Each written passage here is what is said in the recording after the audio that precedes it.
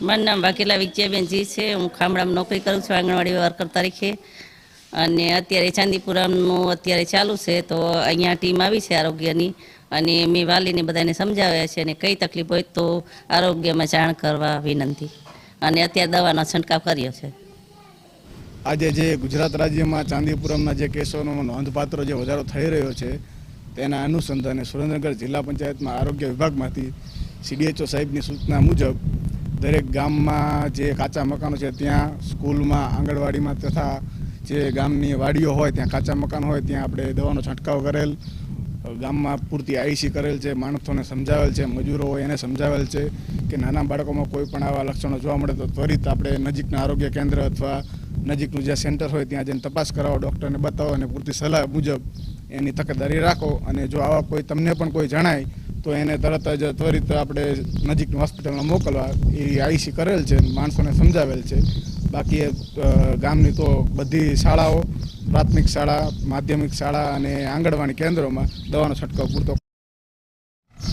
મારું નામ વિક્રમસિંહ દાજીભાઈ સોલંકી, ગુજરાતી જિલ્લા પંચાયત સદસ્ય સુરેન્દ્રનગર। આજ રોજ આરોગ્યની ટીમ આવી મારા ગામની અંદર પ્રાથમિક શાળા, આંગણવાડી કેન્દ્ર, અન્ય જગ્યાએ તેમજ ગામના ઘર ઘરે જઈ પાવડર તેમજ દવાનો છંટકાવ કરેલ છે। અને આપણા ગુજરાત રાજ્યની અંદર અને સુરેન્દ્રનગરની અંદર વધારે કેસ આપણે ચાંદીપુરાના દેખાય છે, એને અનુલક્ષીને આરોગ્યની ટીમ આજ રોજ ગામમાં આવી અને બધાને સમજણ આપેલી। એ સિવાય ગામ લોકોને સમજાવ્યા કે આ લક્ષણો દેખાય તો ક્યાં ક્યાં કઈ દવાખાને જવું અને કેવી રીતે આનો માણસોને સમજાવવા। એમ doctor Hiraram तालका health officer Dhrangadhra અત્યારે ચાંદીપુરા વાયરસને जो प्रकोप છે પૂરે રાજ્ય में છે અને ધાંગધ્રા તાલુકા જિલ્લા સુરેન્દ્રનગર પણ છે। મારા વિસ્તાર ધાંગધ્રા તાલુકાના એક ગામ વિરેન્દ્રગઢને 4 વર્ષના છોકરાને ચાંદીપુરા પોઝિટિવ આવેલું છે। એના બધું કામગીરી સારું છે અને અત્યારે હાલ છોકરો સારું છે અને રજા આપી લઈને ઘરે આવી ગયા છે।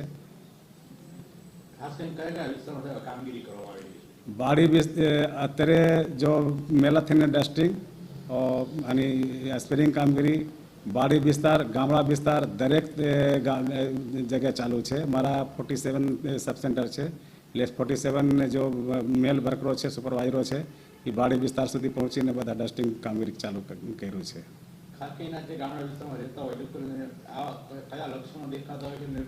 એમાં લક્ષણો મેન અને તાવ આવે છે, ઝાડા ઉલટીને પેટને દુખાવો હોય છે અને ઉલટી ઝાડા મેન સિમ્ટમ છે એમના, સાથે તાવ અને દવાખાના લગભગ એમના 100 ની પીરિયડ હોય છે, એટલે એમના નુકસાન બાળકોને વધારે થાય છે।